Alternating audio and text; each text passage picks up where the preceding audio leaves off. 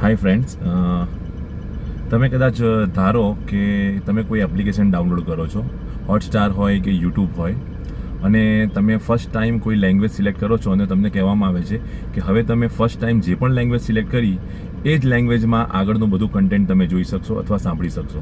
દાખલા તરીકે હોટસ્ટારમાં આપણે સિલેક્ટ કર્યું તેલુગુ, તો હવે તમને એવું કહેવામાં આવે છે કે તમે બધી જ મેચ, બધા જ પિક્ચર અથવા જે પણ લેંગ્વેજ છે એ બધી તેલુગુમાં આવશે.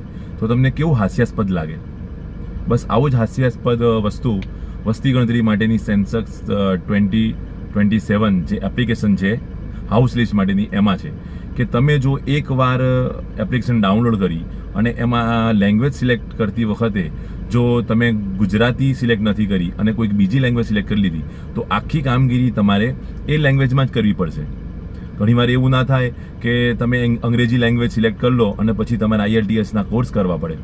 એટલે મિત્રો, જ્યારે પણ તમે આ એપ્લિકેશન ડાઉનલોડ કરતી વખતે જ્યારે લેંગ્વેજ સિલેક્શન આવે ત્યારે અવશ્ય ગુજરાતી જ સિલેક્ટ કરજો, જેથી તમારું કામ ખૂબ જ સરળ બની જશે. કોઈ બીજી લેંગ્વેજ ભૂલથી સિલેક્ટ ન થાય એ ખાસ ધ્યાન રાખો.